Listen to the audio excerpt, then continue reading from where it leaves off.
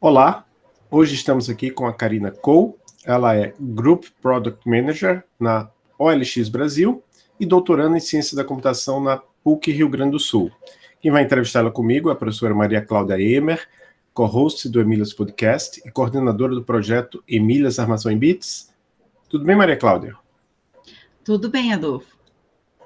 Seja bem-vinda ao Emílias Podcast, Karina. Tudo bem?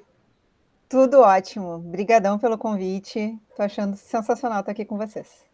Muito legal. Quem indicou você aqui para o Emílias Podcast foi a Tayana Conte, nossa querida colega lá da Federal do Amazonas, que a gente entrevistou aqui também, entrevistou lá no Fronteiras da Engenharia de Software, e ela está sempre por aí. Se colocar o nome dela, Tayana Conte, no YouTube, tem bastante palestras lá e são todas bem interessantes. Hoje mesmo hoje no dia que a gente está gravando, né, 15 de outubro, foi publicada uma.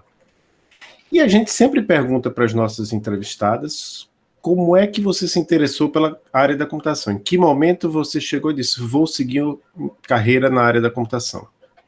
Então, é bem legal, porque foi lá para o início da década de 90, estimulada pela minha mãe, que me colocou, ela assim, não, você já está com 13 anos de idade, a gente tem que começar a pensar alguma coisa, né, mais útil para você, além da escola e não sei o quê. E ela me colocou naqueles cursinhos de informática, que tinha bastante. Então, era na época do DOS 5 alguma coisa, Windows 3.11, WordStar, não era nem pacote Office tinha ainda. Tinha, inclusive, aula de Paint and Brush, né? Acho que nem sei se no Windows ainda tem Paint, deve ter. Mas era um cursinho básico, mas que me colocou frente a frente a um computador. A gente não tinha computador em casa, não tinha acesso. Foi meu primeiro contato, acho que era na época dos 286, migrando para os 386. E ali foi quando eu me encantei, né? Aquela coisa mágica, né? Comando de DOS, criar diretório no DOS, aquela coisa bem estereótipica né, da computação, sei lá, nos anos 80, anos 90, da telinha preta. E ali eu decidi que eu ia trabalhar com informática na época. E assim foi. Eu passei minha adolescência, fiz ensino médio, pensando sempre no vestibular para computação. Eu cheguei a fazer 1 ano e meio de física, porque eu não fiz meu primeiro vestibular para computação, fiquei com um pouco de receio. Eu vim de escola pública, e eu pensei, nossa, não estou preparada, era, né, as médias altíssimas. Acabou que não adiantou, depois daquele 1 ano e meio, dentro já da Universidade Federal do Rio Grande do Sul, eu comecei a conhecer as pessoas de outros cursos, incluindo da computação, e eu pensei, o que eu estou fazendo aqui? Eu sempre quis computação, e daí eu fiz vestibular de novo, e assim eu entrei nesse mundo maravilhoso. É sempre bom saber essas histórias, né? E é interessante que muitas começam dessa forma, fazendo um curso lá na época em que ainda é adolescente, e daí acaba vendo, olha que mundo maravilhoso, vou entrar, né? Vou continuar por aqui. Mas a gente quer saber também como foi a sua formação na área, então. Daí veio a graduação e como que foi? Isso, então, eu entrei na Ciência da Computação da Federal do Rio Grande do Sul em 99.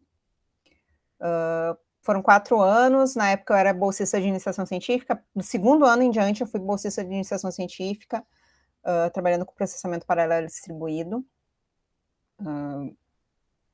Assim, o meu comentário não foi simples, não foi fácil, mas também eu não tinha muito aquela noção de que em outros lugares iam ser mais fáceis, mais simples. Não, era o que eu queria. Então eu abracei aquela dificuldade, né, da forma como eu queria abraçar. Então, meu período de graduação foi isso. Eu fiz em 4 anos, eu tinha feito já tinha conseguido aproveitar algumas disciplinas da física,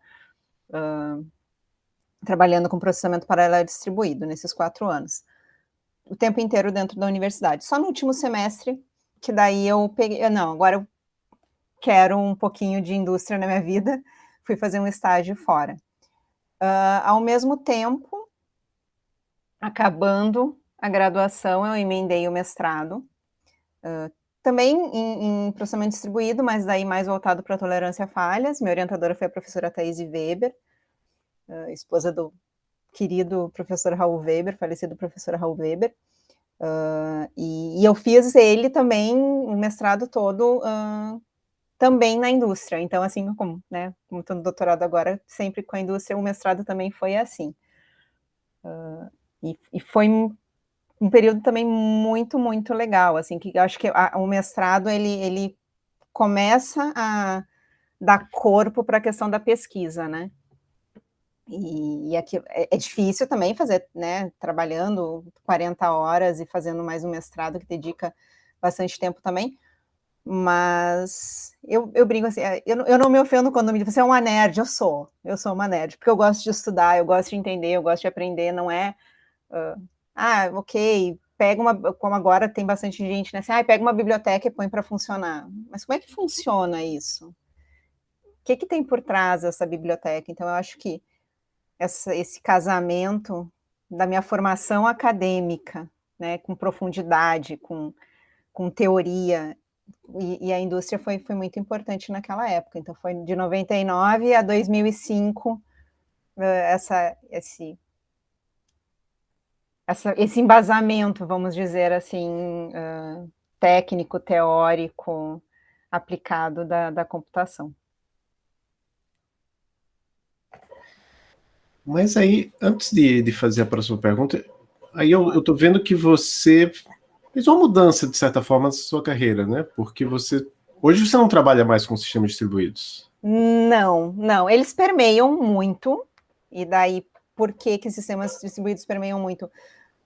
Hoje, tudo é digital, tudo é na web, tudo depende de sistemas distribuídos. Então, dependabilidade, confiabilidade, resiliência de sistemas, que são as bases, né, dos sistemas distribuídos, elas estão lá.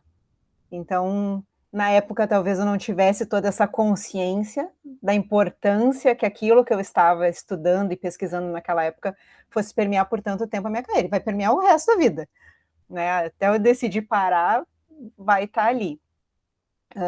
Mas sim, eu acabei o mestrado, deu assim, não, agora eu vou parar um pouquinho essa parte mais acadêmica, vou me dedicar totalmente à indústria, e daí, né, acho que a gente vai falar um pouquinho depois sobre esse meio de caminho, mas assim, por que eu fiz essa mudança no doutorado? Hoje eu sou pesquisadora em engenharia de software, em aspectos humanos e sociais da engenharia de software.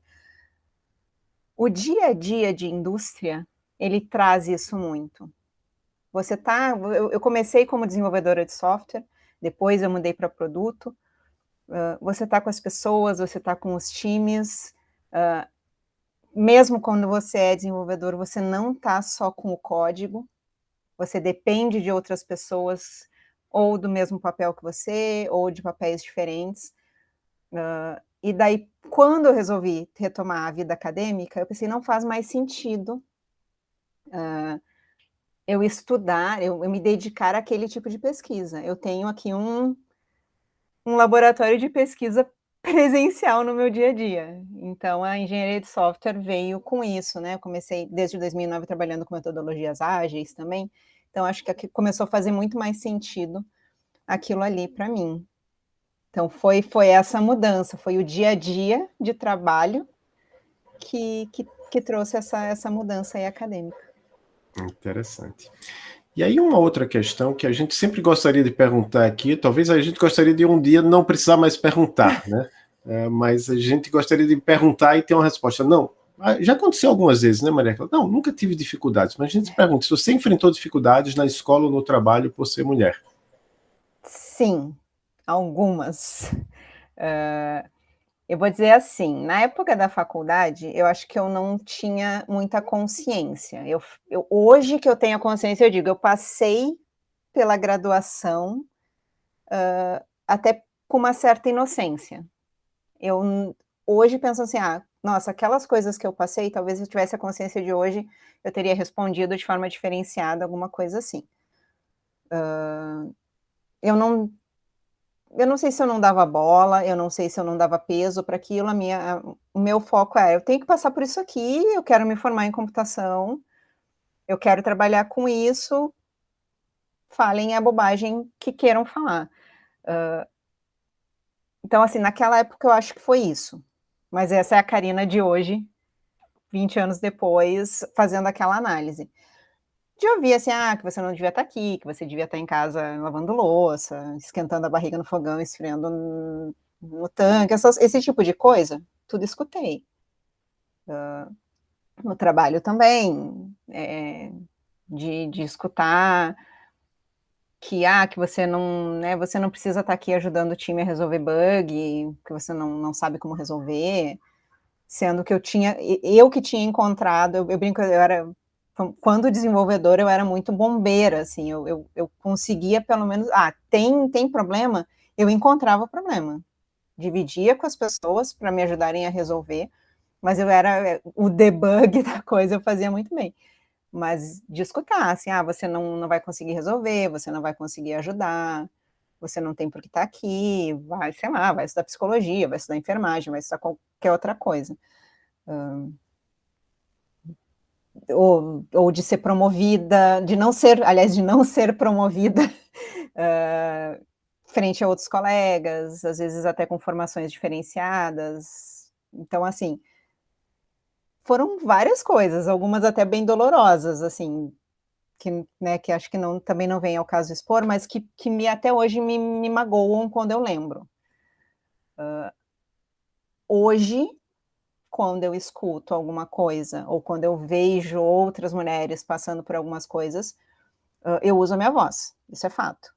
Então, assim, eu não deixo mais passar. Mas também não dou o peso que essas pessoas que fazem essas coisas gostariam que eu desse para essas coisas. Então, talvez eu diga assim, você está fazendo um mansplaining, você está se apropriando de uma ideia de alguém, mas eu também não tento dar muita força, porque às vezes é isso que as pessoas querem, né? Assim, olha só, na minha pesquisa, né, no qualitativo vem muito isso, que você é louca, que você está falando besteira, que você não sabe o que fala, que não tem nada a ver, você está inventando coisa. Então, quando a gente dá muita força para essas coisas que a gente escuta, essas pessoas assim, viu, eu tinha razão. Então, eu também tento não dar isso. Eu tento, dentro de um intervalo razoável, trazer à tona, mostrar que eu estou vendo o que está acontecendo e que eu não vou deixar aquilo ali acontecer, mas também de uma forma um pouco mais amena, para também não dar força para essas coisas. Mas acontece, não adianta, assim, ainda acontece, ainda tem bastante coisa. E vejo muitas meninas que estão começando agora, também dividem bastante. E não só as meninas, né, que estão começando agora, mas colegas, às vezes, com a mesma quantidade de experiência que eu, até mais também, que passam por certas coisas e falam sobre. Infelizmente. É bem triste, mas acontece ainda. É bem isso, né? Também concordo com você que é muito triste a gente ver que ainda acontece. E também com o fato de não dar o peso, né, que as pessoas de repente até querem, para poder dizer que você que está imaginando coisas, né? Porque isso também acontece, e é muito triste quando você percebe que algo está acontecendo e você vai tentar conversar com outras pessoas, e às vezes até mulheres, né? E as pessoas parece que não querem enxergar, né? Não querem enxergar, daí o que você vai fazer? É claro que não vamos dar aquele peso, né, todo para isso, para não gerar mais um mal-estar, mas é importante, pelo menos para a pessoa, ficar visível de que você não está sendo tão inocente assim, né? Como você disse, numa certa época, né, eu era mais inocente, eu também vejo assim, sabe, na graduação, em muitos momentos eu também fui inocente, e hoje eu percebo que aconteceram coisas que deveriam não ter acontecido. E a gente leva isso realmente para a vida, né? Porque depois você encontra aquela mesma pessoa um tempo depois, e você sente, né? A gente lembra, né? É muito. Eu me lembro, agora você falando dessas coisas de que ficam de muito tempo. Assim, eu nunca fui a aluna mais brilhante, né? A pessoa que sempre tira o A, o 10. Assim. Eu sempre fui uma boa aluna, porque eu estudava, mas me esforçava muito. Mas não era. Nossa, a Karina é a top da aula, não. E eu me lembro assim, sempre tem aqueles colegas mais próximos que você faz mais trabalhos junto, ou que você, né, estuda para a prova e sabe a nota da prova e não sei o quê. E teve uma situação, como isso marca a gente? Eu me lembro que foi uma prova de classificação e pesquisa de dados. Gente, isso faz 20 anos. Eu lembro de quem eu era o professor. E eu me lembro que eu tirei uma nota mais alta que um colega meu. E ele falou assim, como assim você tirou a nota mais alta que a minha? Você nunca tira a nota mais alta que a minha. E aquilo ali, na época, eu sinto assim, mas gente, nossa, sei lá, eu estudei mais, a disciplina talvez, para mim, seja mais... eu consigo entender melhor que você, essa parte da disciplina, enquanto você, né, tem mais facilidade com outras, não sei, mas até hoje eu me lembro daquilo. Que assim, a mim não era dado direito de tirar uma nota boa numa prova. Então, nossa, é muito tempo, e como isso magoa a gente, né? Porque bem, você falando, eu me lembrei, então, assim, olha só, sei lá, 20 anos atrás, eu lembro ainda que me falaram isso. Ou, por exemplo, quando tinha colegas fazendo, eu trabalhava com computação paralela distribuída, meus colegas estavam montando cluster de computador, eu estava fazendo, eu era bolsista, eu estava fazendo trabalho burocrático de atualizar currículo Lattes. Assim, por quê? Por que os meus colegas homens estão lá montando os clusters que a gente recebeu, fundeados pela pesquisa, e eu estou fazendo o trabalho burocrático? Então, hoje eu tenho mais clareza disso. Mas, e continuo vendo acontecendo, mas eu vejo também que as meninas, elas têm muito mais isso presente, né? Então, elas já não deixam mais na base essas coisas acontecerem, então isso é muito legal. É verdade, eu vejo na graduação que tem momentos, né, em que eles precisam implementar, e tem a parte da documentação também, e tem aqueles grupos em que a menina fica com a implementação e o rapaz fica na parte da documentação, sabe? E quando a gente ia anteriormente, sempre era o contrário, né? Você fica aí com os documentos. Tinha os estereótipos, né? A mulher é teste e documentação. Isso. Né? Agora, hoje tem um pouquinho disso com front-end e back-end. A mulher faz front-end, o homem faz back-end. Então, assim, sempre tem alguma fase, alguma coisa que ainda tem esse estereótipo. Mas acho que eu acredito muito nessas novas gerações, né? Essa galera que tá por aí, assim, que é um pouco mais vocal e não se deixa colocar em caixinhas, assim. Então, vamos ver, tomara que melhore. Eu também confio nisso e confio nessa, vamos dizer, nesse período, né, em que a gente já se conscientiza, tem mais maturidade para falar desse assunto. Então, a gente faz com que essa nova geração também perceba antes do que nós percebemos, né? Então, acho que isso é uma evolução e vai ajudando para que a cultura mude, né? Porque é isso que a gente precisa, que as pessoas mudem culturalmente em relação a essa questão de gênero. Né? Com certeza. Aí uma outra pergunta que seria, como é o seu trabalho na OLX, então? Então, até na OLX eu estou há pouquinho tempo, fechei 3 meses agora, mas é uma continuação, né, do que eu já estava vivendo, assim, eu fui engenheira de software por muito tempo, acho que todo mundo que sai da faculdade de computação acaba saindo como desenvolvedora, né, fui desenvolvedora de software por 10, 11 anos, líder técnica, arquiteta de software, e daí a arquitetura de software me levou para a gestão de produto digital, né? Tem algumas pessoas falam muito na gestão de produto de marketing, do ponto de vista do marketing, mas o meu é realmente muito digital, muito perto da engenharia. Então, desde final de 2012, final de 2013, comecei a trabalhar com gestão de produto, na época trabalhando com dispositivos móveis, trabalhava na HP, então era dispositivo móvel integrado com small printer, depois com gestão de capital humano, na Globo, trabalhando com mídia, né, e daí na OLX, como Group Product Manager, já é depois de 8 anos, mais ou menos, como gerente de produto, realmente muito próximo do dia a dia dos times, entendendo necessidade de negócio, conseguindo fazer a ponte e conversando com a engenharia, que isso é importante, os diálogos são muito diferentes. Então, eu assumi gerente de produto. Eu já não era mais a gerente de produto, mas eu consegui, então, usar a experiência para 2 coisas. Uma, para estar numa parte mais estratégica, então, trabalhando mais perto da diretoria, dos stakeholders, do C-level da empresa, para decidir quais, né, a partir da visão da empresa, conseguir decidir como é que aquela estratégia se cascateia para os times, e ajudando outros gerentes de produto se desenvolverem como gerentes de produto.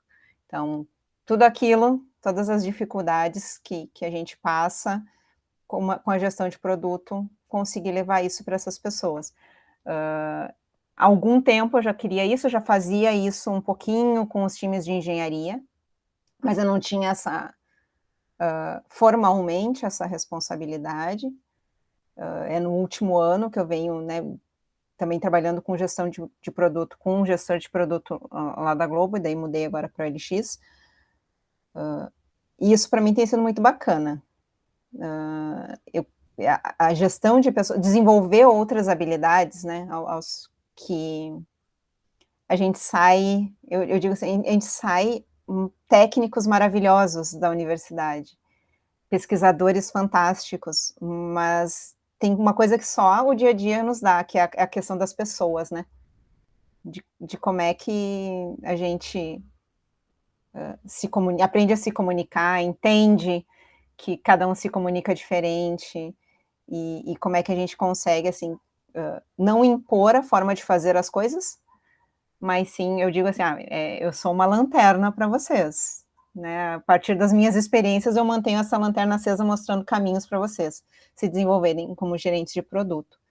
Então, eu trabalho hoje com a área que eu ajudo na estratégia, a gente chama de Customer Journey Success, que está bastante relacionado com a satisfação do usuário num pós-compra. Então, por exemplo, a gente, né, a OLX, ela trabalha com economia circular, com sustentabilidade, e a gente, não é a gente que vende, a gente coloca pessoas em contato para se arranjarem ali.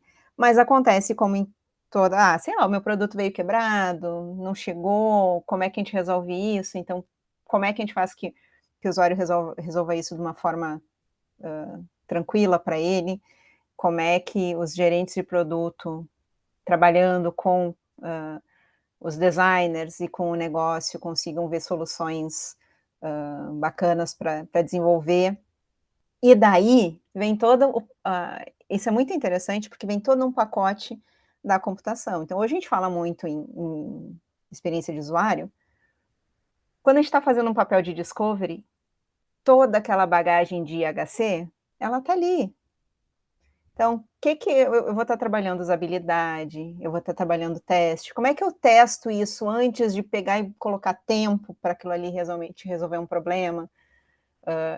Então, no meu dia a dia está isso, trabalhar junto com os gerentes de produto, muito nessa fase de descoberta de soluções, e como eles se desenvolvem também, né, com gestão de produto. A gestão de produto é interessante, porque por muito tempo você tem uma liderança que não é uma liderança, você não é chefe das pessoas, então é pela influência. As pessoas têm que te ver como um parceiro. Elas têm que comprar com você a ideia de resolver um problema, porque elas estão contigo naquilo. E não porque você é chefe, né? Porque a gente sabe, tem algumas situações assim, nossa, é o chefe, então eu vou fazer. Né? E a gestão de produto, ela não tem isso. Então, eu acho que isso é muito legal, porque você trabalha todas essas coisas numa parceria muito bacana com os times, assim. E daí né, a questão da computação, ela ajuda muito nessa conversa, né? De fazer essa tradução, assim, o que às vezes o negócio tem um vocabulário de negócio, a engenharia tem um vocabulário extremamente técnico, como é que a gente encontra isso no meio do caminho, né? Então, a gestão de produto tem muito isso. E como é que a gente ajuda os gerentes de produto a encontrarem esse meio de caminho também. Certo, eu só queria complementar, perguntando para você com relação a essas equipes, a esses times, né, de projeto, como que é a diversidade? Então, assim, na OLX a gente tem uma área responsável por diversidade e inclusão, e nós temos metas também de diversidade e inclusão. Então, né, não fica no orgânico. A gente sabe que a gente precisa ser intencional.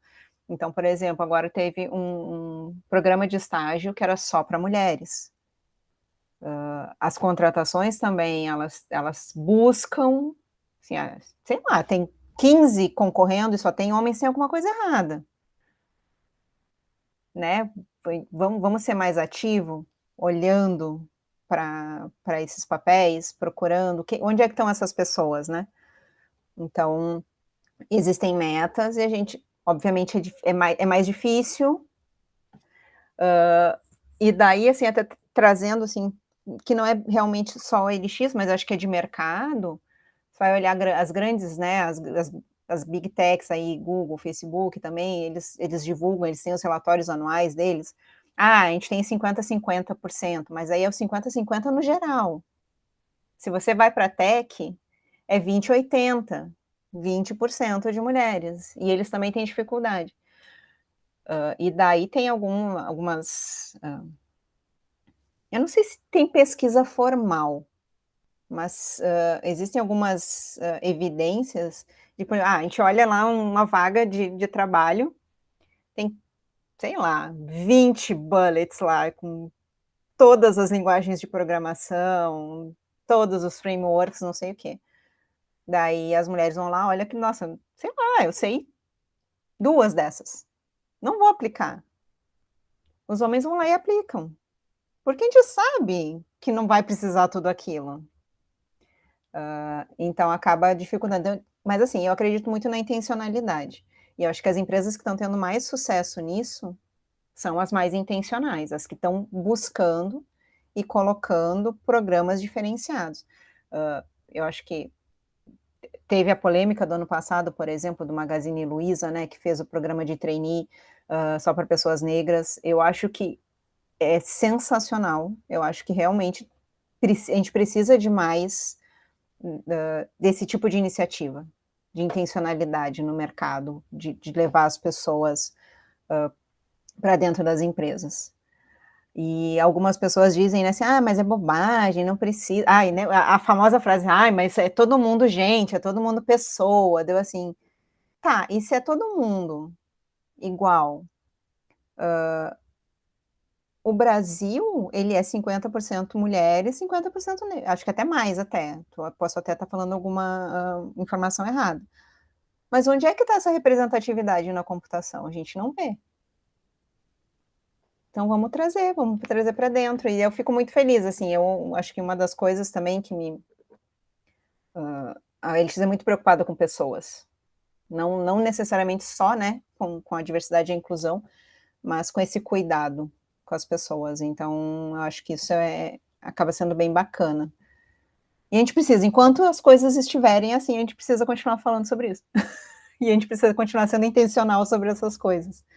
Né? Então, É isso, eu tenho a minha a diretora para quem eu respondo é uma mulher, a vice-presidente de engenharia é mulher, eu acho que isso é extremamente representativo, né, porque normalmente a mulher é no RH, é no marketing, mas a nossa vice-presidente de engenharia é mulher, as VPs e várias diretoras de produto, então eu acho que isso dá referência, né? Então, assim, olha só, eu tenho algumas quebraram o teto de vidro. A gente fala do teto de vidro, né? Que a gente não consegue passar da gestão média. Tem mulheres que estão lá e estão fazendo coisas muito legais. Então, eu acho isso muito bacana. São referências aí.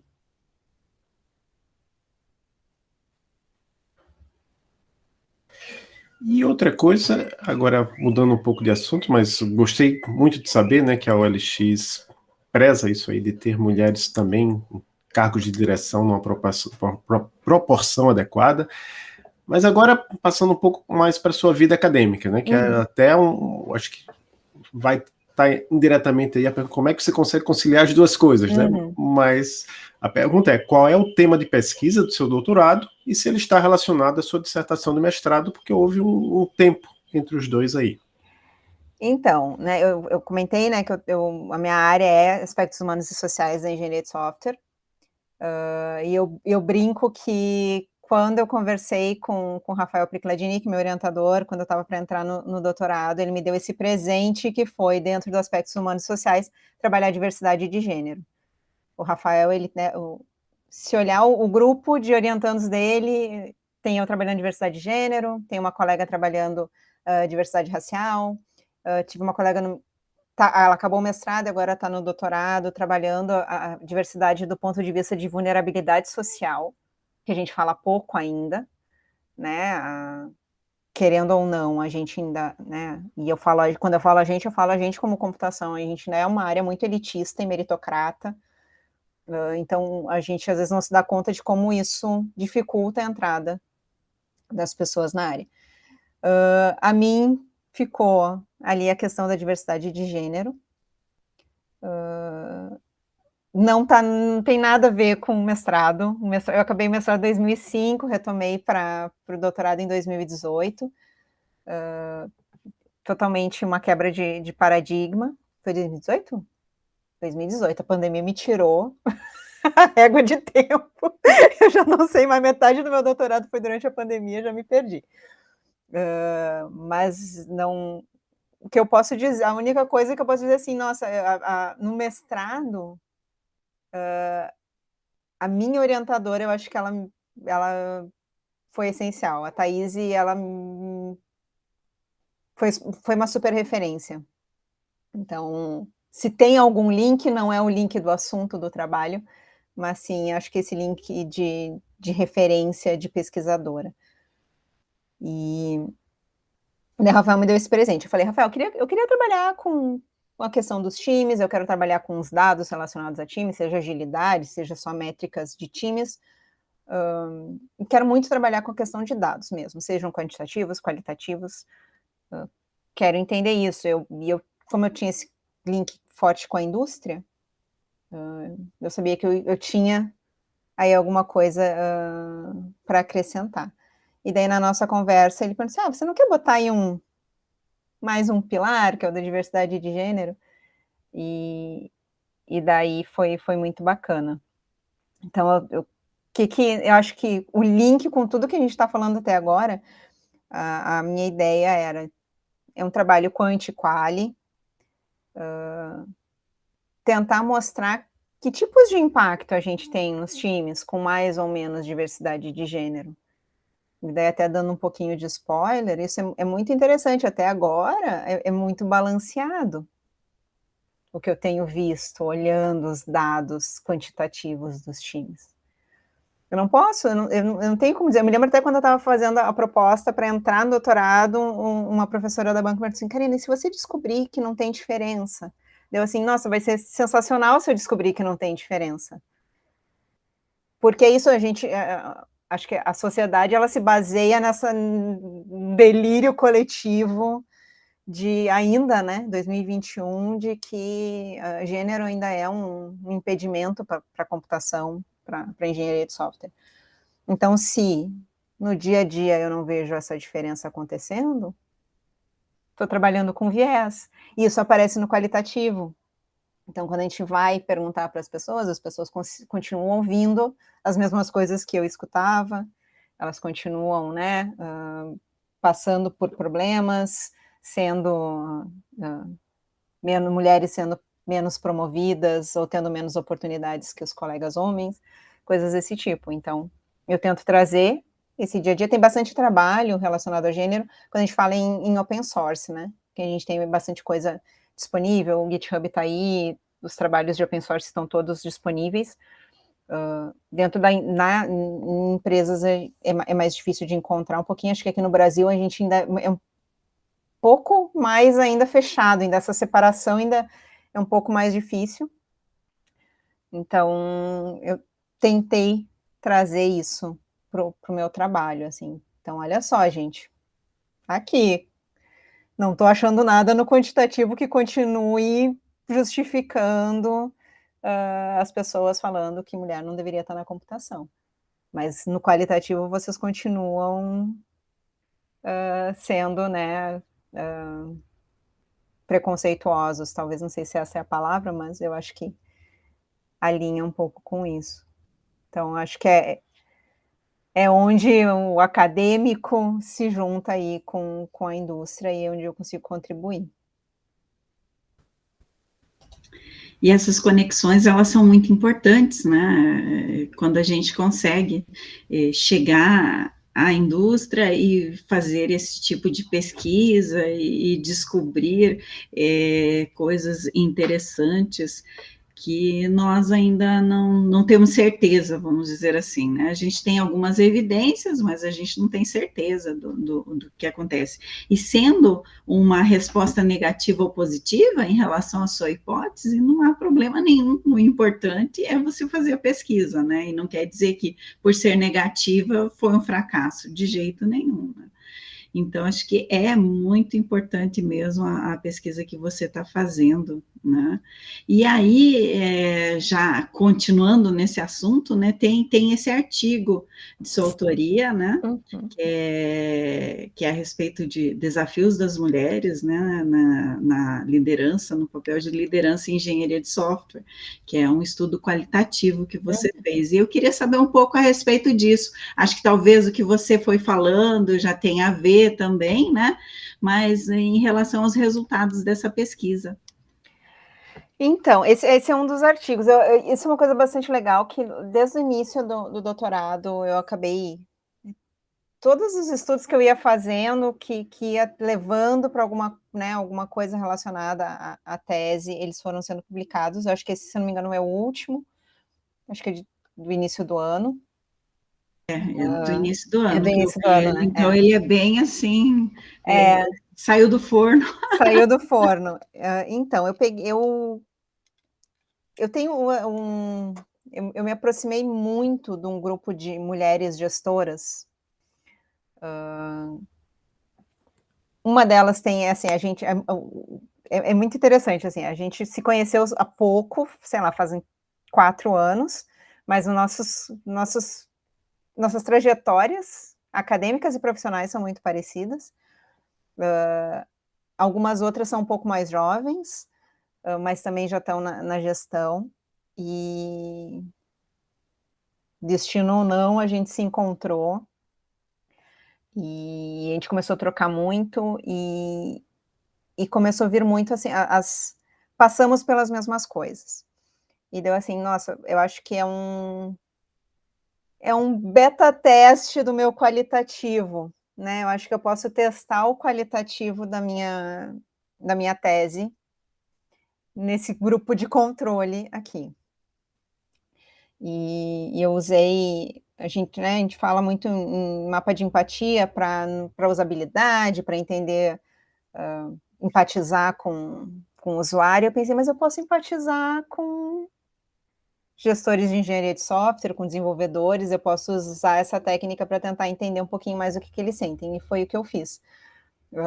usei o mapa de empatia para entender que elas, como gestoras de engenharia de software, passavam. E todas elas, no final, elas dizem assim, nossa, eu acessei momentos muito difíceis na minha carreira. Porque, sim, elas eram colocadas em caixinhas, então, é a caixinha do teste de software, é a caixinha da documentação, é a caixinha de você se tornar gestora e talvez ter alguma pessoa que responde para você que não acredita que você saiba alguma coisa de software para ajudar ele a se desenvolver. Ou se você tem ali algum grupo ou algum liderado alguma dificuldade, ou que tem ali um problema de relacionamento um pouco mais complicado, e você, né, leva, querendo ou não, né, a gente, né, as pessoas respondem para a gente responde para outras pessoas, e às vezes a gente precisa da ajuda dessas outras pessoas, e assim, você é louca, ou acho que para mim, usar, por exemplo, foi muito forte ler aquilo para mim, porque ela falou assim, ela tinha cortado o cabelo curto, e o chefe dela falou assim, mas uma mulher de cabelo não pode ter cabelo curto, não é nem mulher uma mulher de cabelo curto.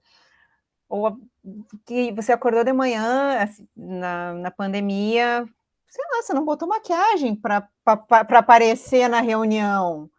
Ai, que cara é essa? Como você tá acabada? Então essas coisas você não vê sendo feitas para homens, assim. Então a preocupação da mulher, ela vai além da entrega técnica dela. Então ela tem toda uma questão emocional. Então, se ela se preocupa, se o filho ficou doente, ela vai precisar se ausentar para levar no médico. Ela não diz não para reunião fora do horário, porque talvez o colega homem não vá dizer não, porque talvez ele não precise cuidar do filho. Eu acho que hoje em dia até tem um pouco mais disso, né? Essa questão né, de não ter mais aquela coisa assim, a mulher cuida do filho, o homem não faz isso, mas ainda tem algumas dessas coisas. Mas toda essa carga emocional, além da entrega técnica. Então, ela tem que estar bem arrumada, ela tem que usar a maquiagem e o cabelo do jeito que o chefe acha que ela deve usar, ela tem que falar de forma doce, ela não pode levantar a voz, o homem é assertivo, a mulher é agressiva, então essas coisas tudo apareceram. Então, assim, a gente pensa assim, é bobagem, né? Palavra solta no vento. Não, mas elas vieram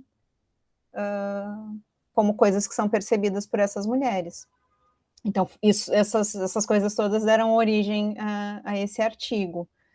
Essas dores que vão além do técnico, né? Além da entrega profissional, tem mais esse peso emocional aí. Que às vezes a gente não pensa, né? A gente pensa, não, mas você trabalha com computação, com engenharia de software, você não tem que pensar nisso, mas a gente trabalha o tempo inteiro com pessoas, se relacionando com pessoas, às vezes mais do que qualquer outra coisa. Então, não tem como não pensar. E isso é interessante, agora eu lembrei. Eu fico super orgulhosa quando vem algum engenheiro de software falar comigo assim, e ele assim, hoje ainda mandou um texto que ele começou a escrever um blog, escrever um texto, e a primeira frase dele foi que desenvolvimento de software é sobre pessoas. E aquilo me dá um quentinho no coração, porque assim, nossa, você entendeu tudo. Você está no caminho de desenvolvimento para ser um líder de software que entendeu tudo. Porque é o que nos move o dia a dia, né? Sim, sim, muito legal. E você participa de algum grupo de mulheres, de apoio a mulheres na computação? Então, participar ativamente no dia a dia, sim, não, até porque não dá tempo. ainda mais nesses últimos 4 anos, né? Trabalhando e fazendo doutorado. A gente não sabe nem como que você tem tempo de trabalhar e fazer doutorado. Então. Vou dizer um negócio, foram muitos finais de semana, aliás, quase todos, que é abrir mão de almoço em família, é dormir mais tarde, e daí uma colega me falou assim, a Karina, sonho a gente não questiona, né, ela estava falando da compra da casa dela, ela assim, eu não sei nem como é que eu me meti nisso, mas é meu sonho, e daí eu acho que é um pouco isso, acho que justifica um pouco. Depois de muito tempo eu resolvi retomar a vida acadêmica, então assim, vou fazer o que precisa ser feito, né, mas... Nossa, desculpa, eu falei a gente começou a falar do tempo, né? tempo. Mas é a respeito de grupo de apoio. Do grupo de apoio, desculpa. Não dá tempo, mas assim, sempre que me convidam, eu faço questão de ir. Então, Karina, o que você quer fazer? Vai ter... Já teve o Java Girls, ou mesmo, às vezes não é nem específico de mulheres, mas que tem alguma trilha de diversidade e inclusão, e me convidam para falar sobre, eu não penso 2 vezes.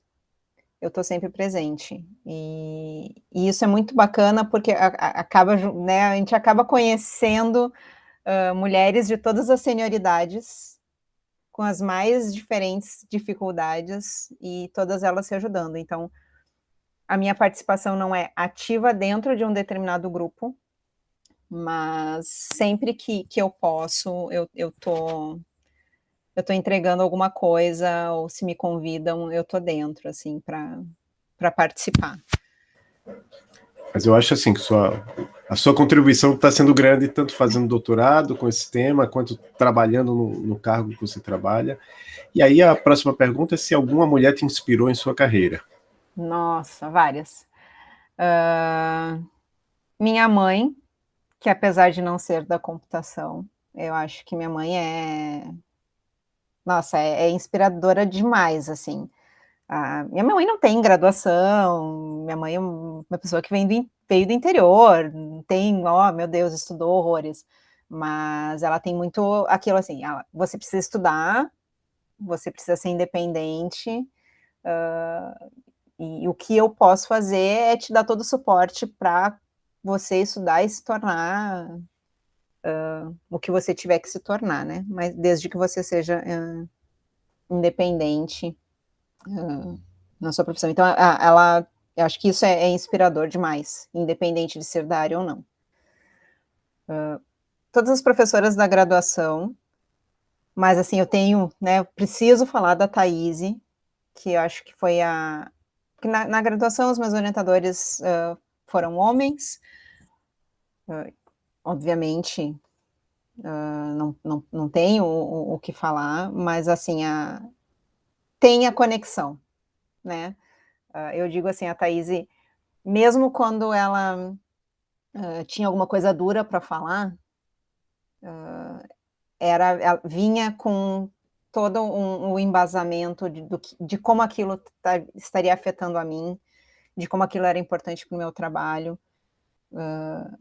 E eu nunca vou esquecer ela me dizendo, nunca vou esquecer isso, ela me dizendo assim, Karina, depois que você sair daqui, ninguém vai olhar as notas do seu histórico escolar. Né? Talvez para entrar no mestrado, talvez para entrar no doutorado, as suas notas façam, mas não é a nota que vai fazer. Então, se você tirou um A, um B ou um C, no seu dia a dia não é isso que vai fazer a diferença. Então, isso me marcou muito. E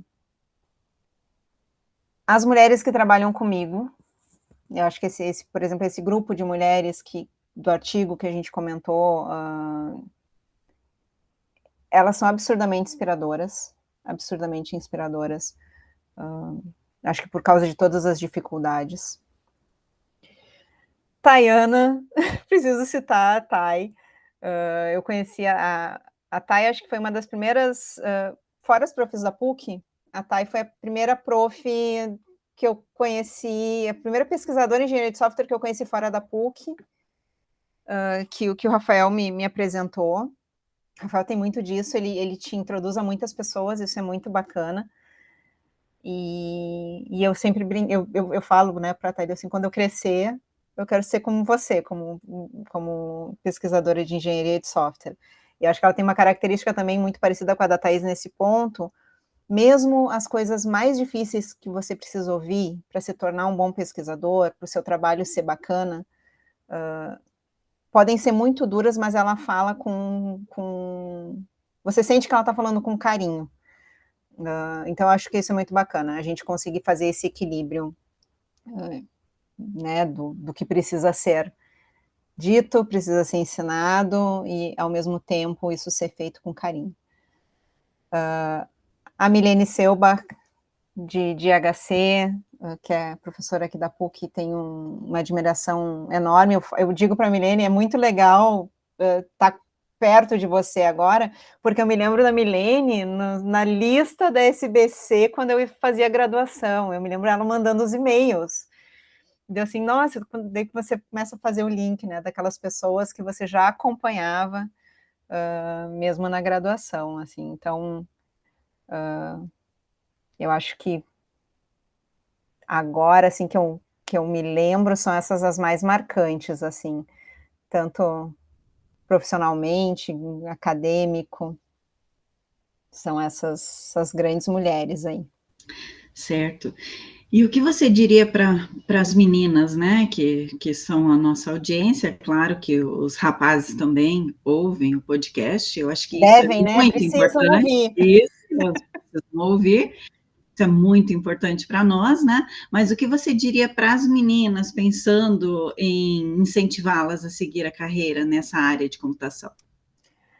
Eu acho que é nunca deixar que ninguém diga que elas não possam.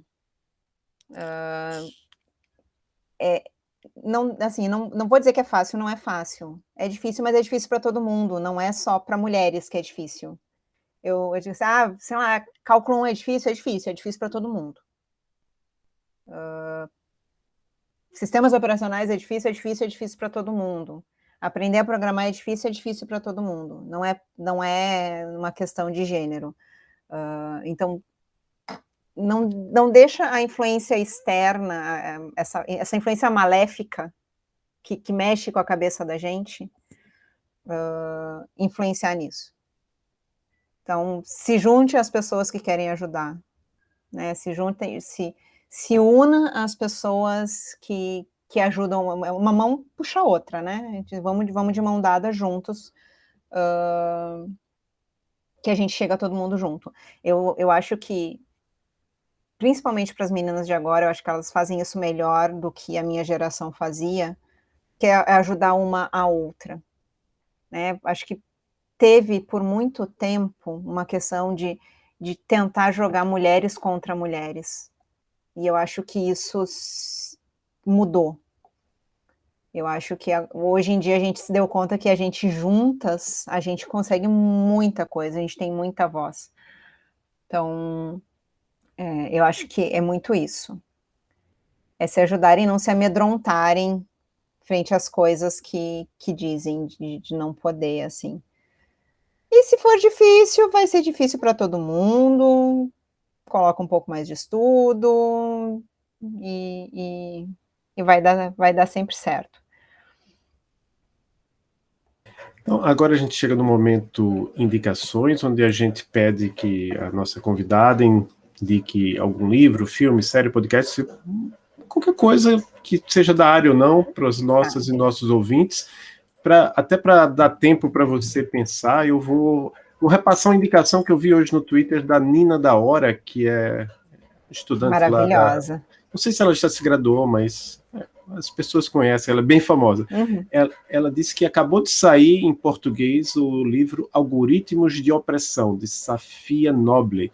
Foi traduzido para o português, né? Já existe em inglês faz tempo, então acho que eu vou deixar essa indicação lá na descrição do episódio, e aí fica a palavra para você dar ou mais indicações. Que é um assunto, assim, antes da minha indicação. Eu roubei, tá? Eu tenho até os livros aqui do lado. Eu sabia que a pergunta ia vir, eu me preparei.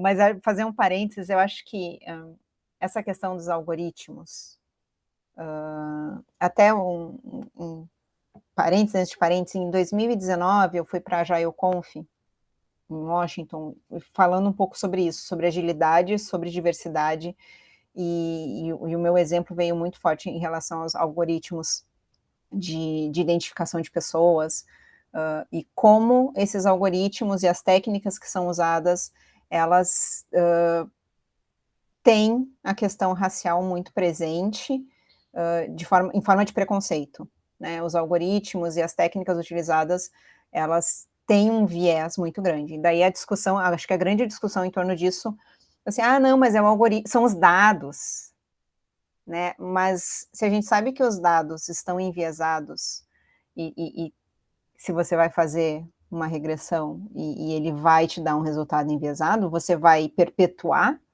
esse viés, ou você, sabendo disso, você vai ajudar a resolver esse viés? Né, a gente trabalha com computação, não quer dizer que a gente não é um ser humano. Essas coisas são... E é tão antagônico a pessoa falar isso, porque a computação, ela está aí para ajudar a resolver os problemas das pessoas. Nós somos problem solvers.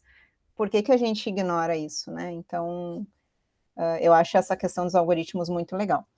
E daí, as minhas indicações, elas não são necessariamente de computação, mas são coisas que eu gostaria de ter tido mais contato há muitos anos atrás, que eu entendo que se eu tivesse tido, talvez algumas coisas tivessem sido mais fáceis. É um livro do Daniel Goleman sobre inteligência emocional, que é a gente reconhecer, não negar os nossos sentimentos, seja ele quais forem, seja ele de um sentimento de amor ou um sentimento de raiva, mas a gente identificar eles e saber lidar com eles. E daí eu peguei aqui da minha bibliotequinha 2 livros da Brené Brown. Ela é graduada, mestre e doutora em serviço social, e trabalha, hoje em dia, ela trabalha muito, a pesquisa dela é muito aplicada à gestão. Os livros que eu peguei aqui foi A Coragem de Ser Imperfeito, e daí o subtítulo é Como Aceitar a Própria Vulnerabilidade, Vencer a Vergonha e Ousar Ser Quem Você É, e O Mais Forte do Que Nunca, que é o Caia, Levante-se e Tente Outra Vez. Parece nome, esse segundo parece nome de título de autoajuda, mas é super baseado em pesquisa científica qualitativa com milhares de pessoas. Ela fala muito eu acho que da questão do medo, da vergonha e da vulnerabilidade, né? Acho que o medo a gente sabe que às vezes nos paralisa, ele é importante para a gente não fazer nenhuma cacaca, mas quando ele nos paralisa, ele é péssimo. A vergonha também, ela nos paralisa, mas eu acho que o mais tocante aqui para mim foi uma virada, um ponto de virada para mim, foi quando eu comecei a ler o trabalho dela sobre vulnerabilidade, porque a gente tende a usar a vulnerabilidade como um sinônimo de fraqueza, e ela traz exatamente o contrário, que é a gente estar aberto. Então, assim, eu ouvi alguma coisa dura em relação a mim, e talvez tenha sido entregue de forma inadequada, agressiva.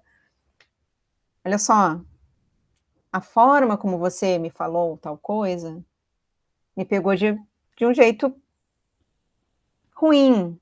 Vamos conversar? Vamos tentar melhorar esse tipo de relação?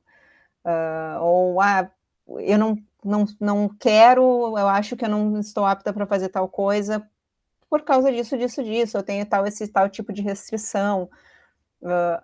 A vulnerabilidade num sentido de estar aberto a colocar assim, tem isso aqui. Tem pessoas que vão usar para o mal? Tem. Tem gente que vai, mas eu acho que não, assim, eu já tentei, assim, é aquela coisa assim, às vezes a gente aprende a dizer assim, se você não sabe, não diga que você não sabe. dá uma enrolada. Assim, não, você não sabe. Eu não sei, vou tentar me informar, vou procurar, vou ler, vou falar com quem sabe. Se colocar nessa situação vulnerável é muito mais bacana do que assim, não, vou dar uma enrolada aqui. Então, não é necessariamente computação, engenharia de software, mas acho que são conhecimentos e skills que a gente precisa ir para a vida, junto com as skills que a computação nos traz. A gente deveria fazer aqui uma lista do poder de tudo que todas as mulheres já indicaram no podcast. Boa! Inteligência emocional, eu acho que ninguém ainda tinha indicado, mas o da Brené Brown, alguma entrevistada já indicou, também elogiou bastante. Eu acho que mais de uma até. Ela isso, e tem um documentário no Netflix, para quem está com preguiça de ler, que às vezes a gente está com preguiça de ler, tem um documentário no Netflix, tem os TED Talks dela no YouTube, que daí é mais rapidinho também, os TED Talks é bem legal porque são resumos das pesquisas dela que acho que deixaram ela conhecida. Então, daí às vezes assim, tô com preguiça de ler, mas daí vi o TED Talk, me interessei, daí vou lá buscar o livro. Então tem bastante coisa bacana. E inteligência emocional acho que também é um ponto de virada. A gente aprender a reconhecer, né, o que a gente está sentindo e como é que aquilo ali afeta as nossas relações, assim. São coisas que eu queria ter sabido há 20 anos atrás. Mas a gente chega lá, né? Isso que é importante. Sim. É mais divertido, né? A trajetória é divertida, né? Uhum. E agora, finalizando, né, a gente quer só saber, eu te encontrei lá no LinkedIn, não sei se você tem alguma outra rede que você use profissionalmente, rede social, ou é o LinkedIn mesmo? É o LinkedIn mesmo. Eu acho que o meu Twitter está fechado, o Instagram está fechado, acaba sendo profissional, é mais fácil me achar lá mesmo, procura por Karina Cole, que vai achar fácil. Então, acho que é isso, né, Karina? A gente está chegando ao fim do episódio, né?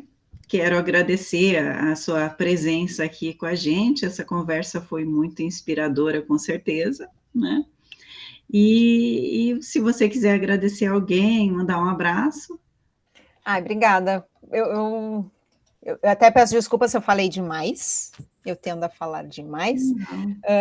Agradeço muito o convite, fiquei muito feliz. Eu acho que é sempre uma super oportunidade, né, falar sobre o assunto,